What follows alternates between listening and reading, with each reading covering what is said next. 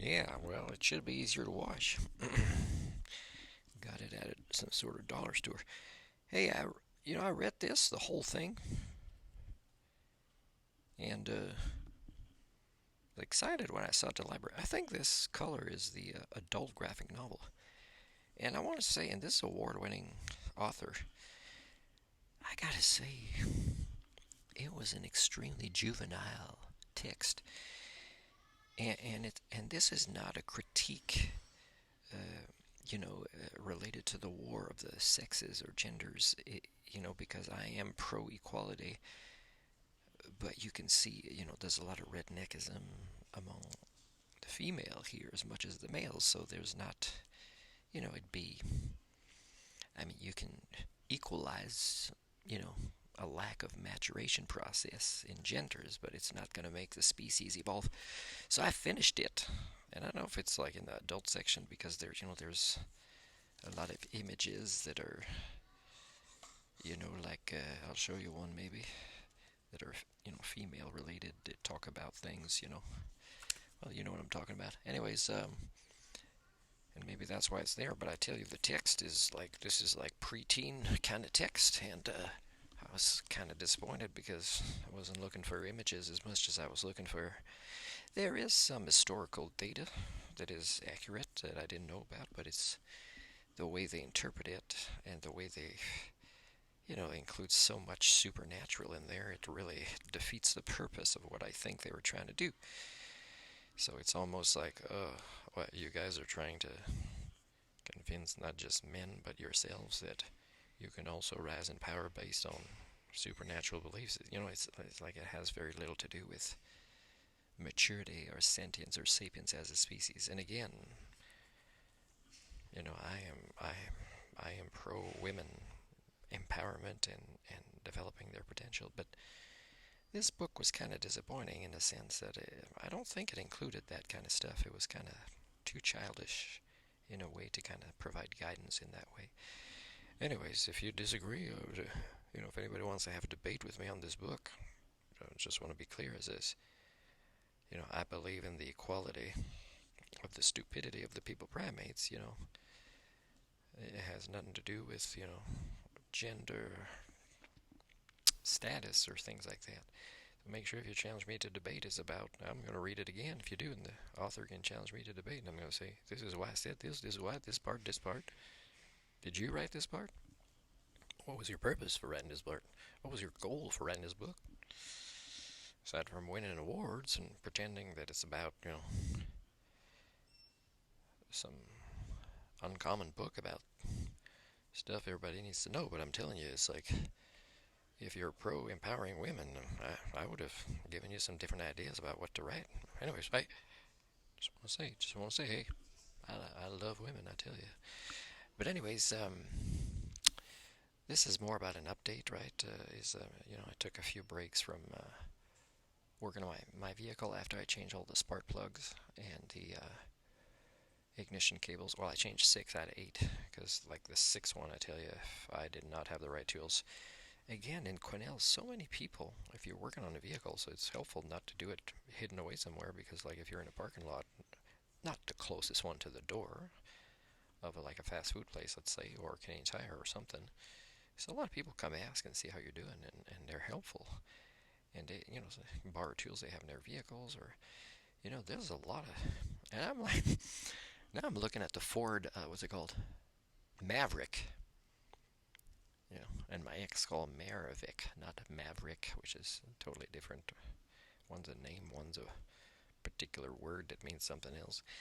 But anyways, I don't know. Ford would never even give me half of what I'd want for my motorhome as a trade-in. But that was an interesting vehicle, the Ford Maverick that I saw one time. Now I looked it up. But again, looking it up, it's like, oh man, it's annoying going to a Ford dealership just trying to see why they don't have parts for my Ford. But the thing is just buying new vehicles is horrible. It's just a horrible experience. You just sometimes you get smarter people and friendlier people working in parts than working in, like in parts stores. I'm not talking about Lordco.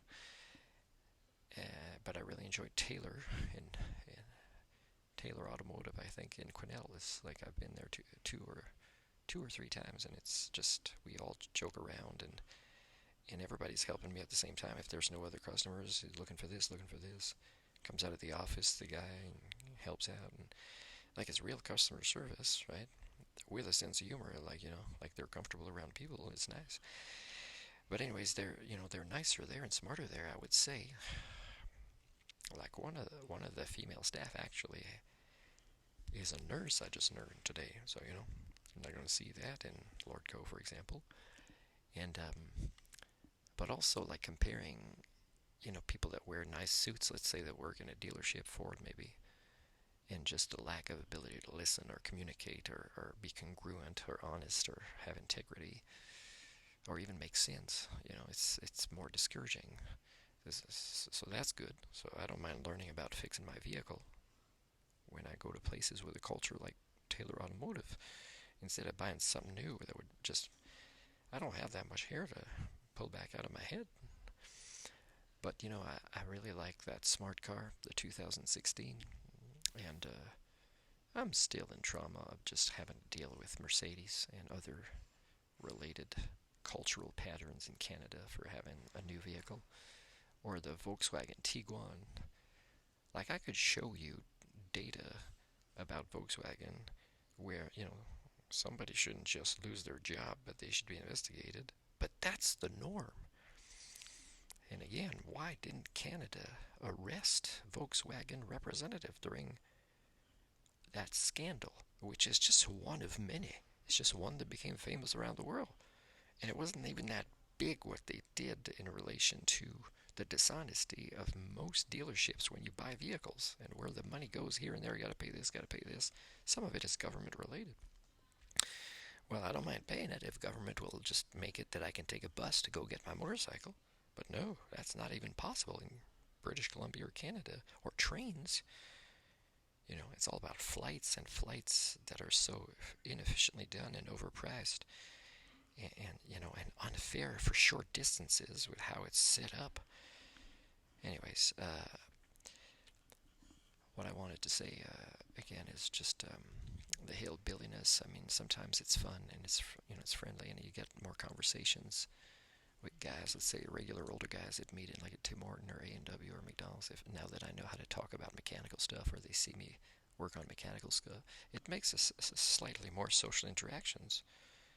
It's not the kind of conversation that I adore, but it's like it makes it easier to, as I go more and more north, like Ernest P. Worrell would say in an interview, as the actor, he'd say, well, yeah, the more you go north, the more you notice the hillbilliness. Yeah, but anyways, it's nice because it's friendly, but it's very limited in the topics I could talk about. But it still adds a topic I can talk about, when you're looking for some fun social interactions, when you're frustrated with not having the right tool. And some people might have it, and don't mind my dog. He's a gigantic dog, but he won't bite you if you go in my car and grab a tool that I'm giving you permission to while I'm parked beside you and I'm inside, this fast food place. Super friendly, older people. Makes me miss my grandpa. So many guys there I met. Makes me miss my grandpa. He was a nice guy, helpful guy too. And I just don't have enough memories of him. And it's not that I can't remember. It's just that, I wish I did spend a lot of time with him. I think more than any other of my cousins or brother in my generation. Definitely, or even, the generation below that. But I still wish I had more memories.